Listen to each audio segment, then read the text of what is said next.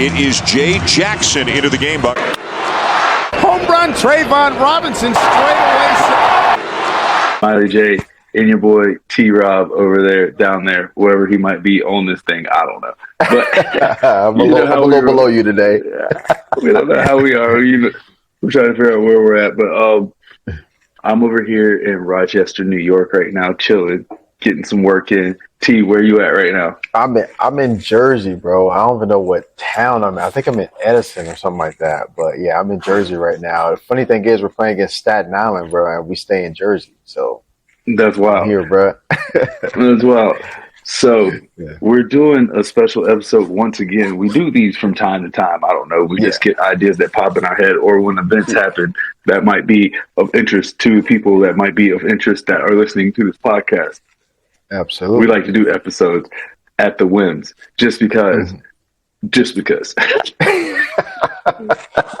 So, yeah, for sure. So today's special episode, we're going to do a little bit about what's recently going on since I got DFA'd and now I'm in AAA and the process of being DFA'd. And so people kind of understand that process. We're going to talk about that a little bit, but also we're going to talk about what just happened yesterday. I believe it was. I think it was officially yesterday.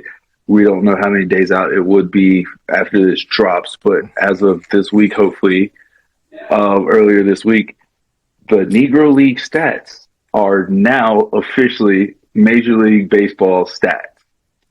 Let's give it up. That's wild. That's huge, man. Okay, so we're gonna lead, I guess, into that, but before we lead into the Negro League stats, we're going to give props to our highlighted player first, just so we can just kick it off, and then we can just end with the DFA chat, just to keep this thing in motion. Yeah, absolutely, bro. All right, you want me to? So, highlighted player of this week will be none other than. So, oh, my bad. I thought I'm going to announce it because we're all over the place, but because you have all the notes for it, so I'm going to announce it. But none other than the one and only Buck O'Neil. Yes, played in the Negro Leagues, was a coach, player, manager, scout, GM, owner, everything you can imagine. You could name it. Buck O'Neil was. So we're going to give hats off in the class to Buck O'Neil for everything he's done wonderfully in the life he had and everything he's done and how he's touched baseball. But T, set us off with Buck O'Neil and stats, accomplishments, highlights, everything else that you have. Yeah, I got a little bit from Buck O'Neil. Buck O'Neil's a Florida boy, man. He was born in November. Yeah. There's no one person not from Cali, finally. Hey, bro, it's a bunch of us over there, bro. So, man, he was born November 13th, 1911. He's a Florida boy. He played 10 years in the Negro Leagues, in about 256, hit 12 home runs over those years. But his first year, he played for Memphis. I got to get a little bit better with my Negro League history. But he played 1 year with Memphis, and he played the rest for Kansas City Monarchs. I really didn't know much about the Kansas City Monarchs except, Jackie Robinson. Satchel Paige played over there too, right? Yeah, Satchel Paige. Yeah. The Kansas City Monarchs were one of the key teams in the Negro Leagues that had a bunch of the stars. They were one of the powerhouses back then.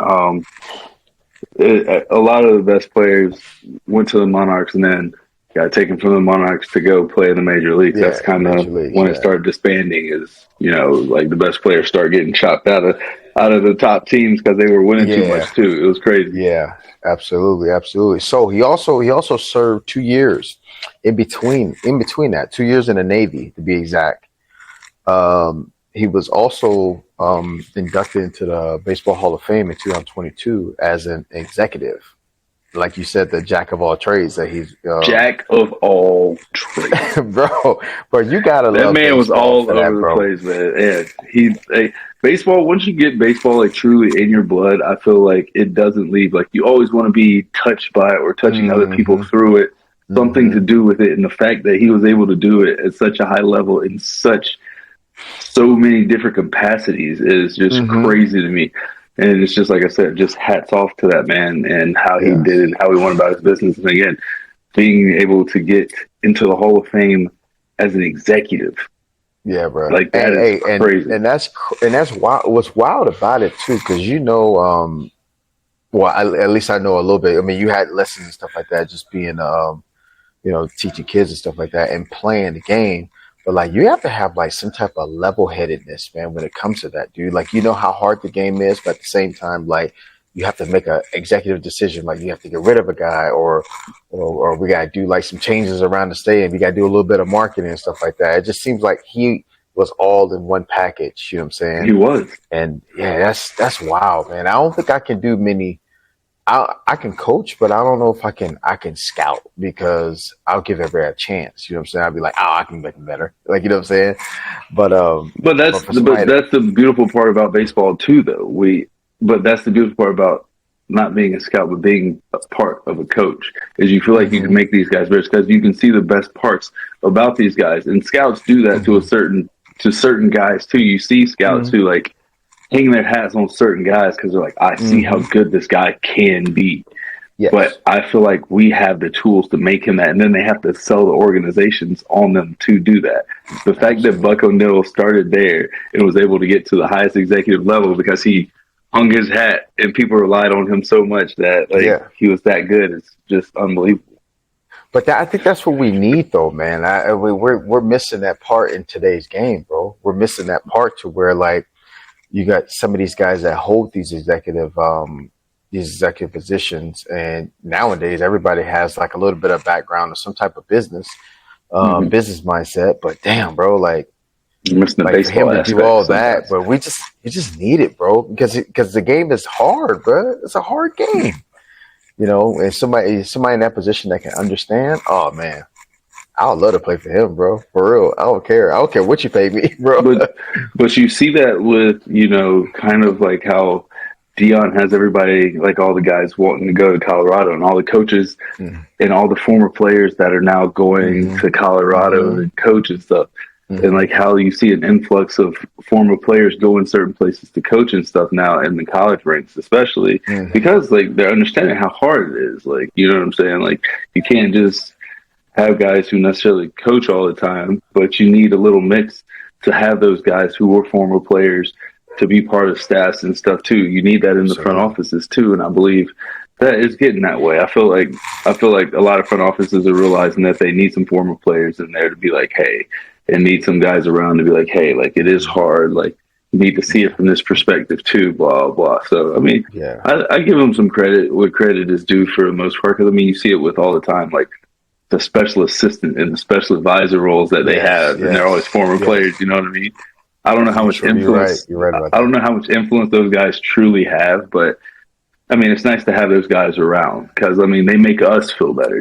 As players, they always make you feel better just having some guys around that used to play and be like, "Hey, man, like, they got to realize it's this tough, bro." And then they might chime in and say something to the front office guys every now and then, like, "Hey, you got to realize these guys are still trying, man. Like, it's not like it's that easy." You know what I mean? So, I mean, I give them respect for having those guys around still, though, and bringing more and more on every year for the most part. Yeah, at least I knew when I was in org ball, man, coming up with the Dodgers, we used to have Lenny Harris come around, Jose Vizcaíno, bro. For some reason, sometimes when you see former players, and you know how everybody's in spring training, but like you're in the middle of July or something like that, sometimes you just need somebody's presence like that can give you a little bit of a breath of fresh air, bro. It's like, damn, bro. Like, all right, I need that. All right, let's get it going. Like, you know what I'm saying? Somebody's presence can make so much on a player. They don't realize that, man. But but sometimes it can be the other way too. Some guys like, oh man, this guy's in town. It's gonna make me work harder, man. It's 155,000 degrees out here, bro. This dude want to do infield, outfield on the first day after having a 6-hour drive. Bro, get out of here, bro. Like, you know what I'm saying? But you know which guys those are and which guys are not, though. You just kind of you live and breathe with them. You take the good with the bad with them. You know what I mean? It's always fun to do those things, like, because you learn, you get the stories when you go through that stuff with them too. Like the old heads that make you do those things because they feel like that's the way to do it. You get those good stories and you get those life lessons from them that like they might not give the other guys because the other guys, like you said, don't want to do it, but you have to put that little extra time in from time to time. Absolutely. And you might get that extra stuff. Me personally, I didn't do that all the time either. Hey, I probably could have got some more stories from some guys, but like honestly, like same thing. I was like, bro, I'm tired. Like I ain't going out here doing these extra PFPs right here, my guy. Come on, like, we're gonna have to take this. I'm gonna go sit in this AC for a little bit and nap. Hey, bro, I don't blame you on that, man. You gotta preserve that body, man. We gotta preserve our bodies, though. But yeah, man. Back to it, Buck O'Neal. You got to dig out some Buck. Yeah, man. Just he's executive. He was inducted in 2022, and he passed away at the age of 94 in Kansas City, Missouri. But he was the jack of all trades, man. I honestly I didn't know that he had this much influence in the game. This is beautiful to hear, especially of somebody of African American descent. With this episode of everybody, Negro Leagues coming together as far as stats, because it is a professional league also. I'm astounded, and I'm definitely going to try to be a historian in the Negro Leagues, Negro Leagues history, man. That's what we need to talk a little bit more about, But I'm honored. I'm honored to actually say his name, Buck O'Neal. Yes, like I said, once again, yes, sir. Yes, sir. Buck O'Neal, Buck O'Neal, everybody. Yes, lovely. And so into that, we go into the Negro League being officially, part of the stats for the MLB now. Yes. This isn't the first time, so people don't get it twisted. I feel like everybody's going to try to make this a big deal for some reason. Namely because there's now a new all-time batting average leader. Yeah. This is by the name of Josh Gibson, who was him. Yeah, by all accounts, by all measures of the word, anybody you ask that is still alive, that saw this man play, that I've talked to, that I've heard about, the stories I've heard about, that was him. By all accounts, him. Hennessy. Yeah. I don't know how else people want to say it, but that man was like, they only give the man credit for 167 home runs, which is absolutely absurd. But realistically, from stories upon stories, the man hit over 800 home runs in his career, which is unbelievable. Wow, to me. But people are going to say that there should be asterisks beside this, that this shouldn't be part of the stats. But this isn't the first time where another league has been added to, Major League Baseball stats. Before then, they had the American Association, Union Association, the Players League, and the Federal League all qualified for stats before now. So don't think that the Negro Leagues is just something that just pops up and it's just now being put in just for, shits and giggles. There's been other leagues that have been put in the Major League stats before. The only reason this has taken so long is truly and honestly because of segregation.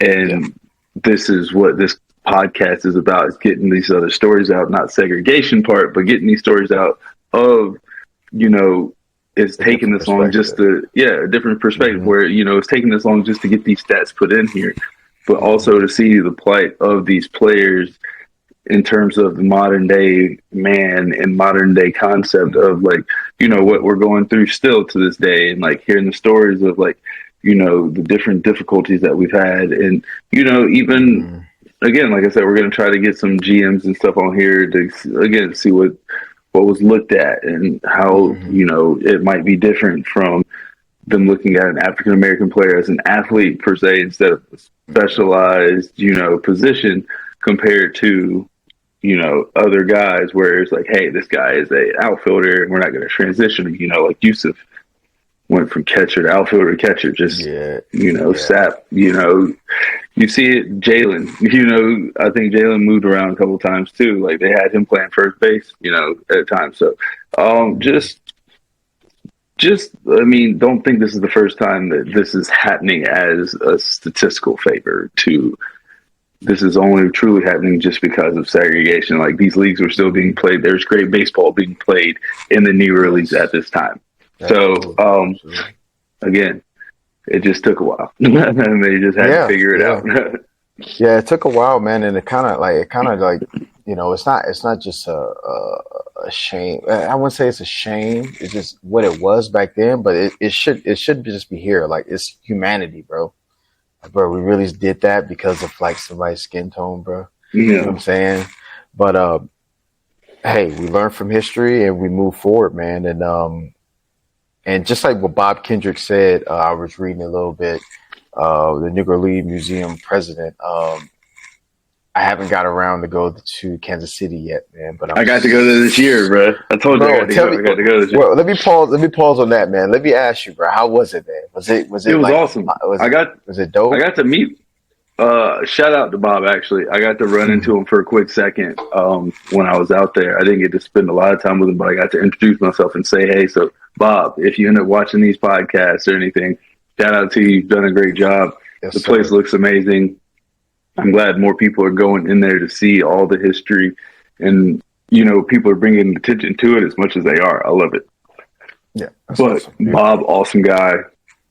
The museum was awesome. I enjoyed it. It made me sit back and reflect again and think, and make me want to do this even more than I did before. Like I said, that was the first week of the season, and we were kind of getting into it. But like I told you, once I went to the museum, I told you we started getting on a little hot streak for a minute, recording stuff, because I was like, "Yo, but hey, like, we need to do this. Like, this is fun." Like, because like I said, it brought something that made me realize, like, the brotherhood of baseball is small already, but the brotherhood of just like African American baseball players and like even Negro League baseball players, to give homage to them and just have baseball touch us all in that way, and be able to have this podcast kind of hopefully reflect that and give stories, like I said, of guys and their plights. Like, hopefully we can get some older guys on here too, but just like to give back to a certain degree and have the future still kind of keep pushing forward and have like just more African American players come forward,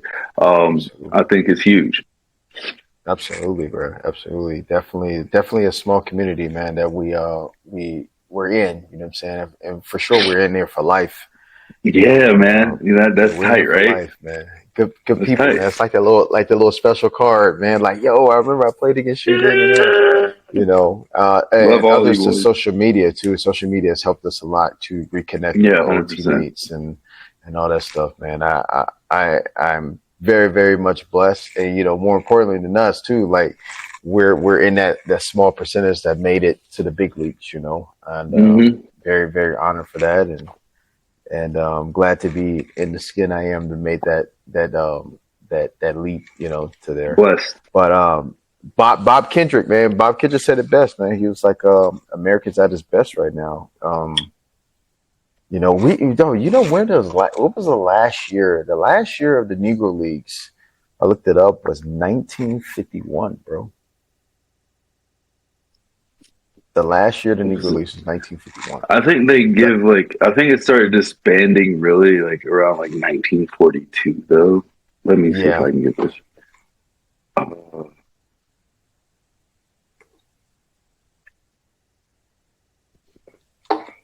It's like it started going downhill after they started taking all the guys. After Jackie got picked up, that's when it became like really, really, really big, So, but yeah, man, it definitely came with a cause, bro. Right after integration, man. That's when the league kind of just sacrificed itself, for the greater good of humanity, you know what I'm saying? So, but now we have a bunch of ex-baseball players out now, man, ex-Major League, African-American players.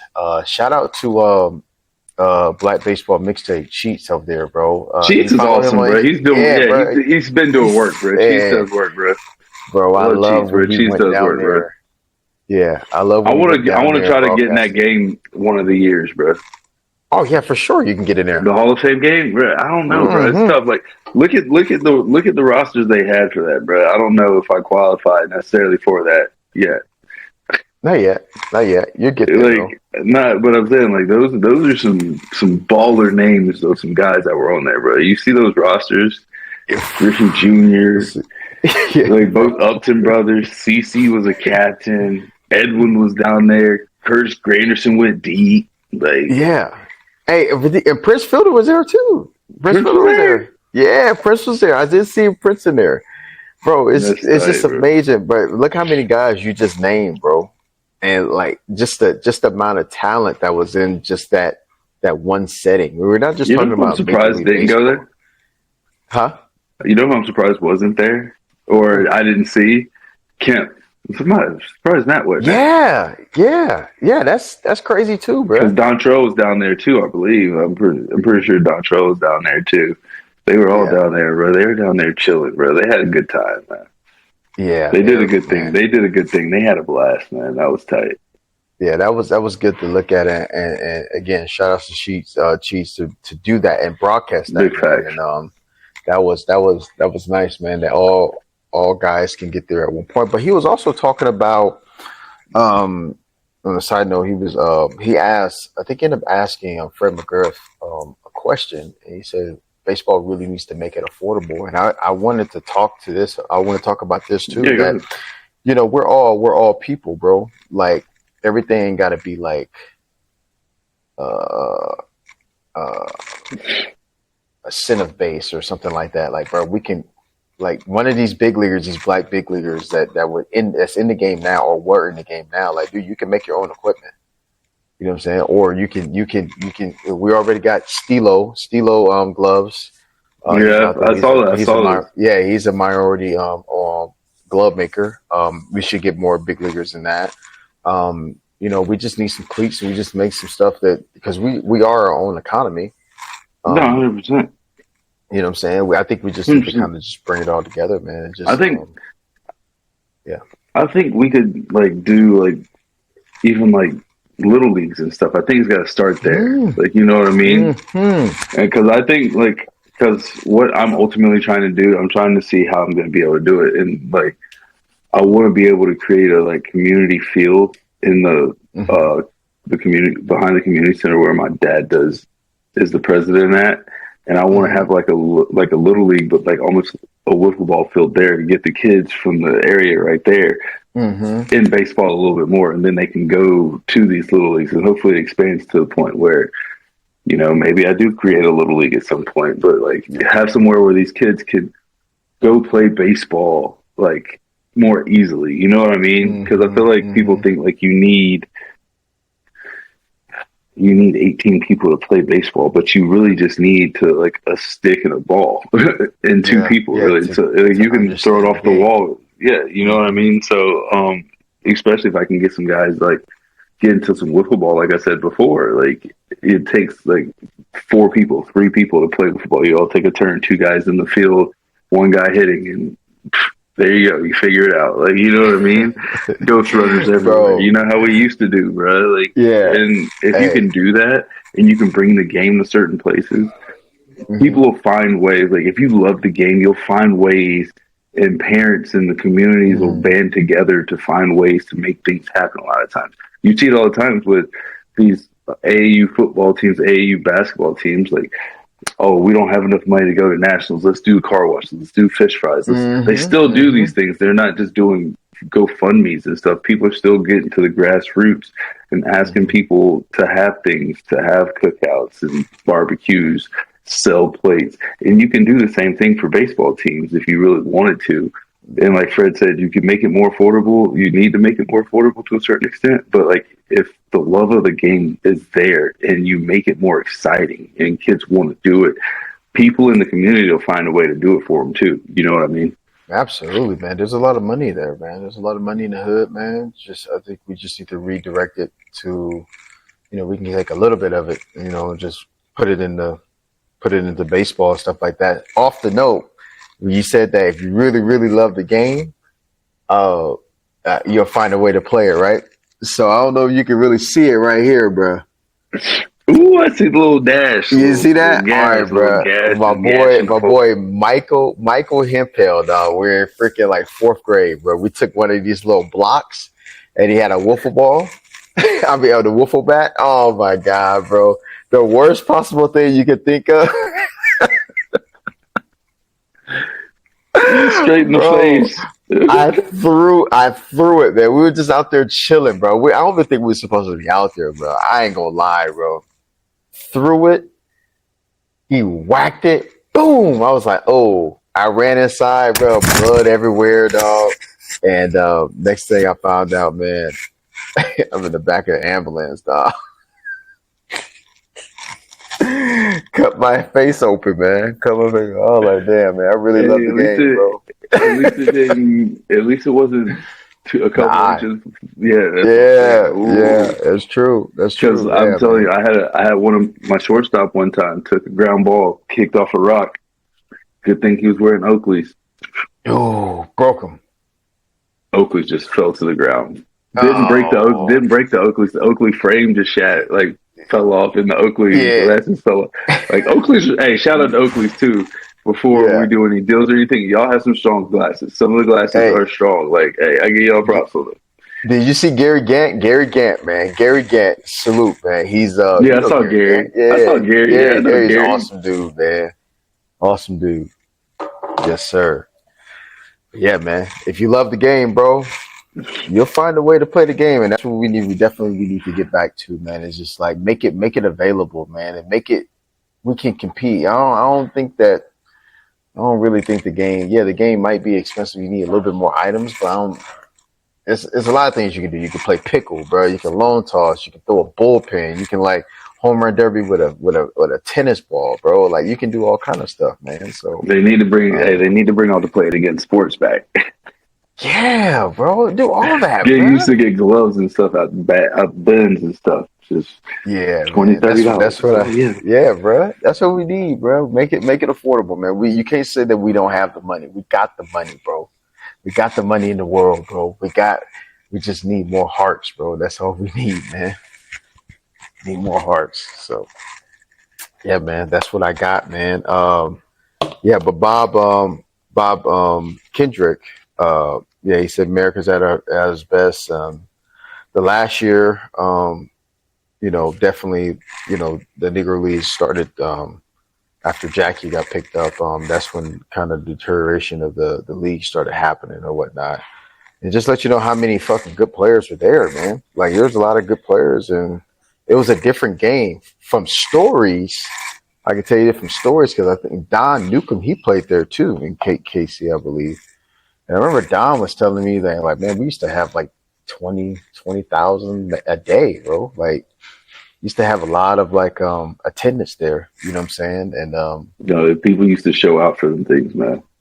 Yeah, bro. Put their Sunday best on and come show out for them things. Yeah, man. Yeah, that was like the spot, bro. And where he was telling me that it was a good place to be, and there was a lot of good players, man. It wasn't just like this and that, you know what I'm saying? Like it was just like, oh, well, it's not Major League Baseball. But what I was hearing too, like, I don't know if this is true or not, but what I was hearing, one of the main causes of the integration was, the attendance was going a little bit more south on the Major League side. So that's how they wanted to quote me. I don't know if it's true. We're not going to say anything about that. We're not going to go there. But like, I think people are, like I said before, like I think people are going to have a little bit of problems because it changes the history to a certain extent for some people because it knocks some people out of the top 5 and top 10s that were previously in the top 5 and top 10s in certain things.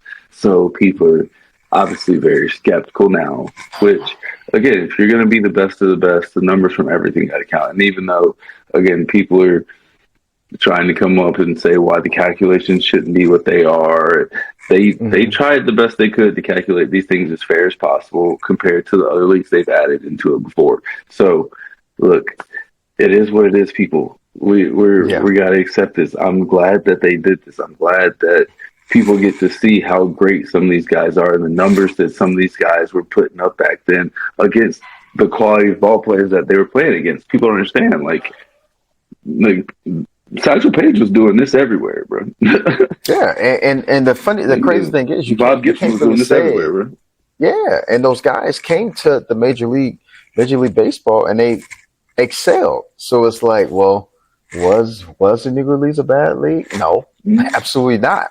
Because if you're getting those guys right there, they become superstars in that league. So it's like, duh, you know what I'm saying? The baseball was good, man. So I respect it. So again, don't take it the wrong way, people. It's history. It's baseball history, regardless of how you want History, to bro. put it. It is Yeah, baseball history. it happened. It happened on this It's soil, bro. So it's American exactly history, bro. it's American history. It's It's baseball American history. history. It deserves to be a part of it. So thank you guys for allowing it to finally be part of baseball and American history, as it should be combined with everything else. Absolutely. So thank you guys. We appreciate you guys. Yes. Okay, Thank you. and from there we go into the new happenings of the DFA process that we want to talk about, I guess, Yeah. to a certain extent. But my process is a little different than most people's processes. But Mhm.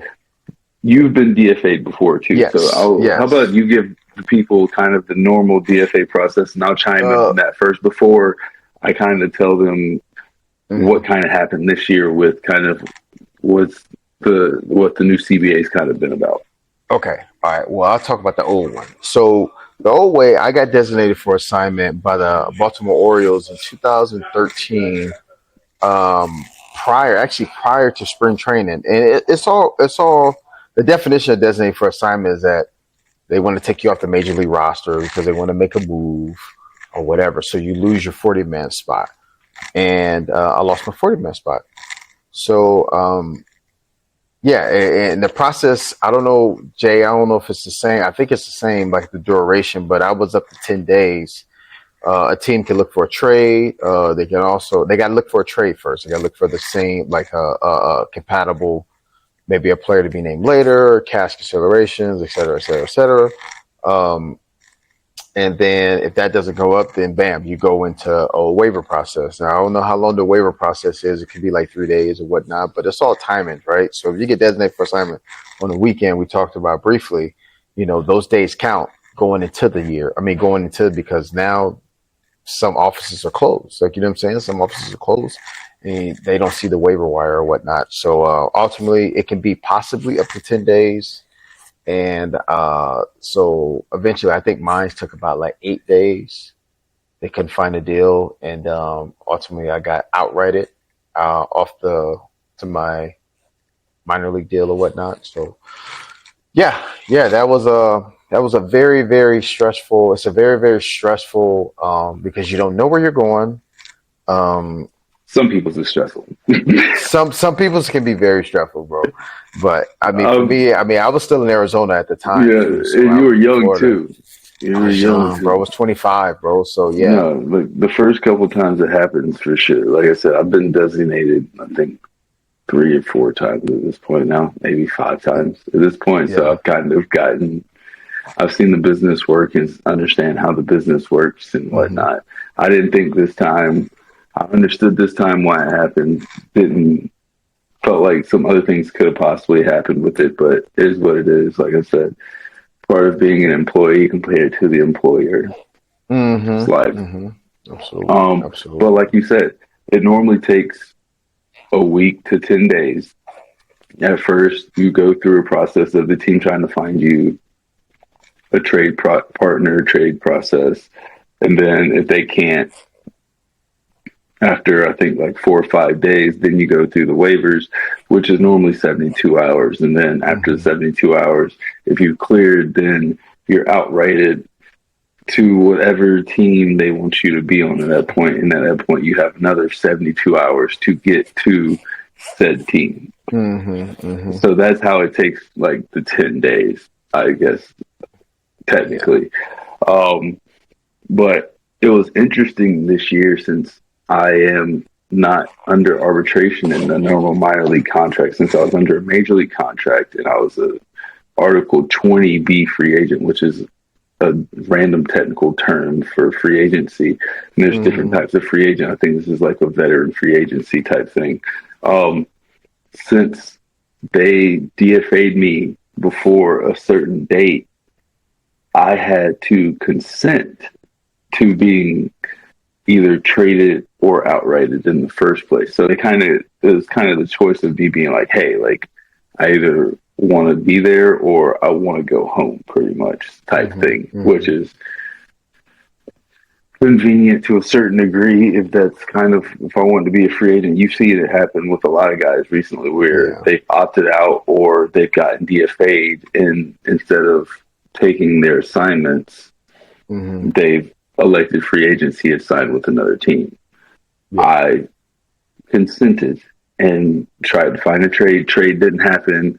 Obviously, I didn't think a trade was going to happen because I hadn't thrown in like 4 or 5 days at that point. So it's kind of tough for a team to add me to the roster and add me directly to the big league team and expect me to be available to help and contribute when I haven't faced hitters in 5 days at that point. So understandably so, like, again, I understand the business process of this whole thing at this point. And it sucks. It truly does. Cause I mean, they don't take the front office never takes into account how people feel, families feel, the work we put in, and understandably so. I mean, it's their business. They're not looking at it. They're looking for bottom line results. And like I told the pitching coach and like I told the front office when they did the move to DFA me, I apologize that I didn't perform as well as I should have. Like, that's all I can say. I mean, you know what I mean? I wish things would have been different. I tried my best. Things didn't roll the way they should. You know, I can only control where the pitch goes. I can't control what happens after. Yeah. So,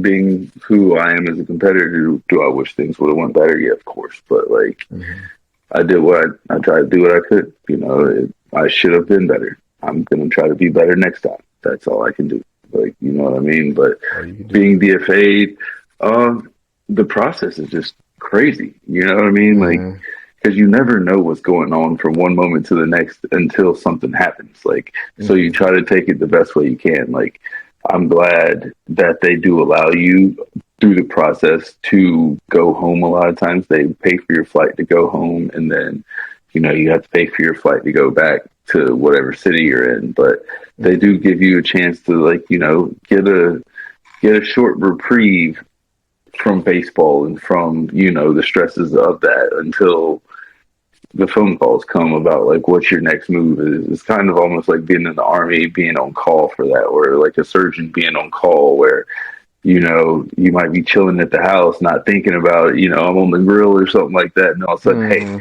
you got to come in and do this operation real quick. You're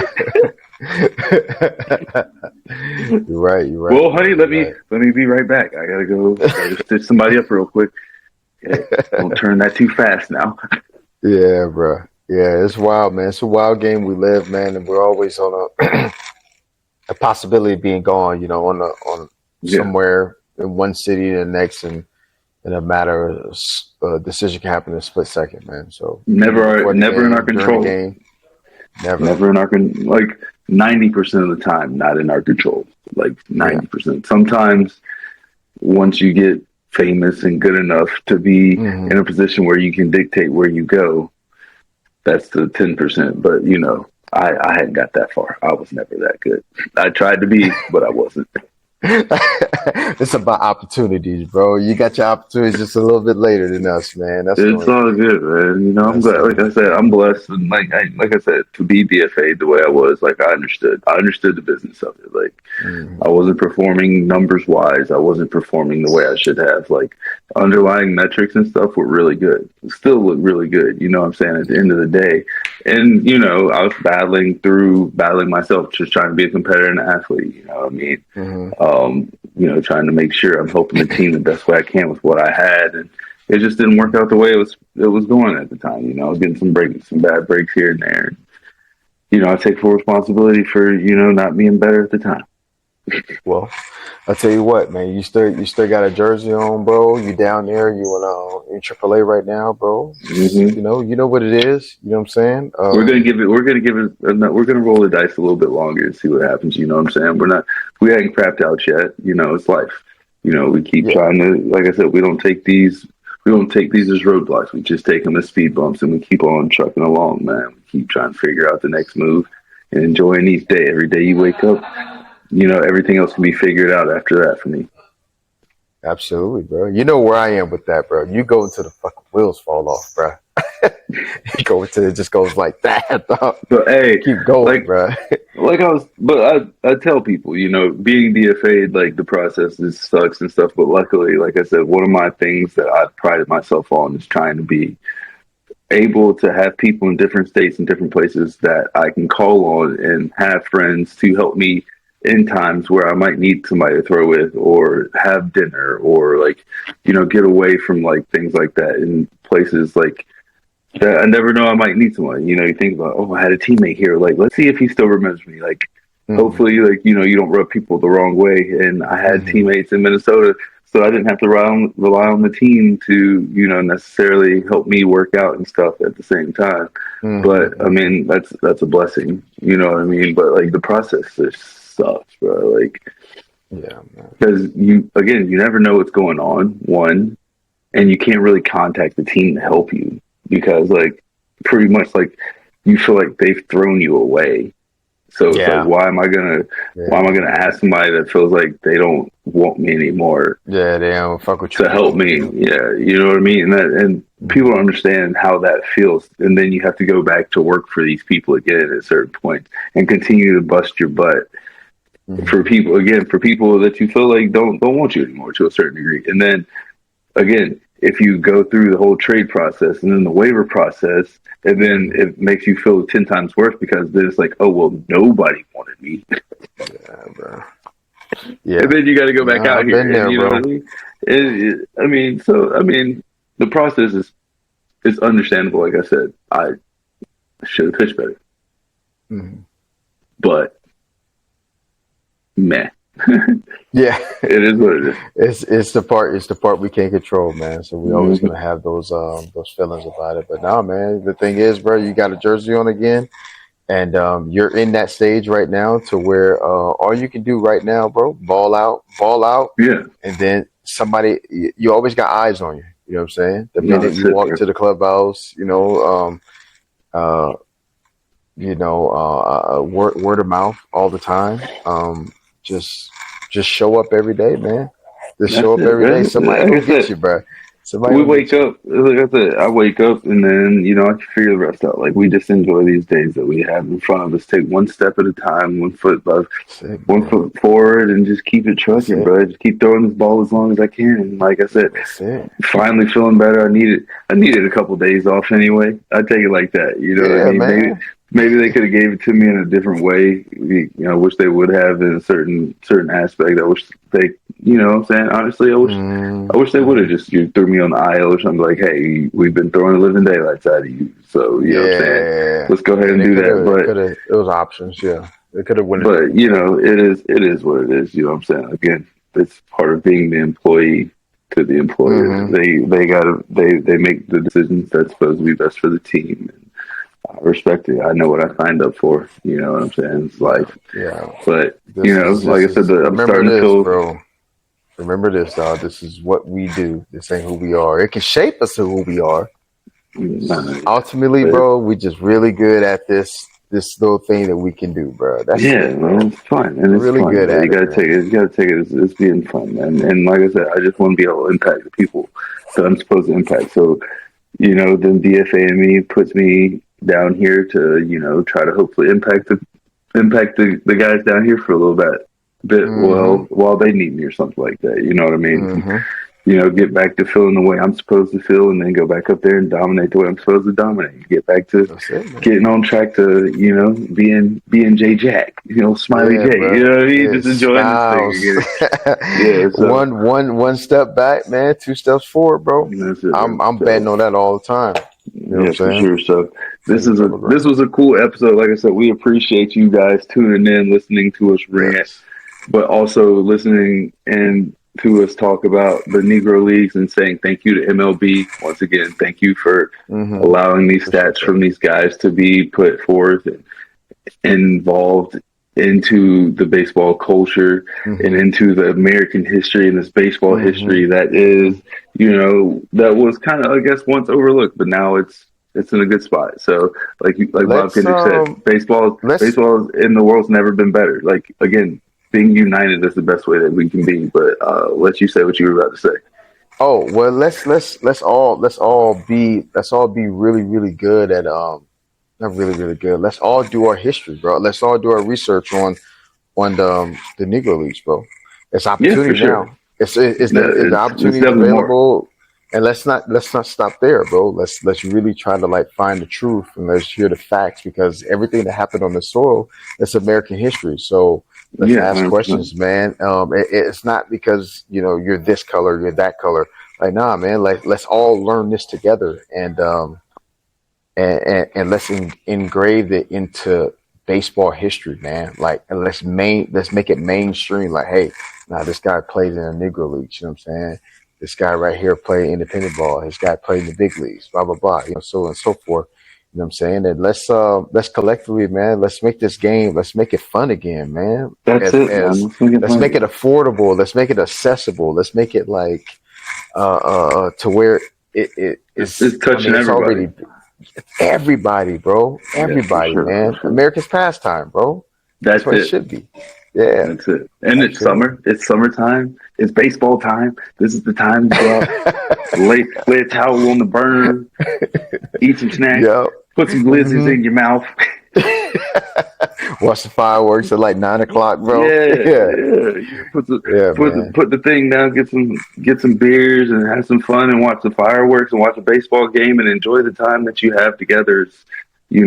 As a family, and just enjoy the Absolutely, man. pastime that you have and enjoy everything that you have about life. Like that's just that's the beautiful thing about baseball. It's one of the few things that you get to just literally be outside and enjoy a lot Outside, of. You know bro. what I mean? Yes, man. So, Yes.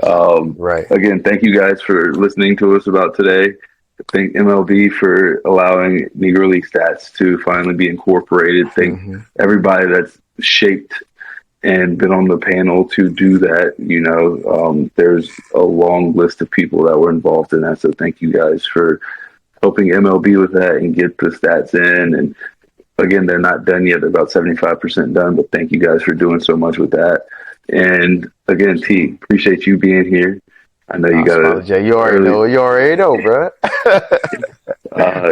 Appreciate it. appreciate everybody listening and tuning into the Brushback podcast. Once again, this is just us bringing some random fun to you guys and some updates and some cool news, especially Mhm. from MLB, from the culture, from the things that we live and hear and things that we appreciate so much. Thank you guys for tuning in to the Brushback podcast from your boy Smiley J and your boy Hey, T Rob. yes, sir. Appreciate you. In Smiles We Yes, sir. Trust. Yeah, yeah.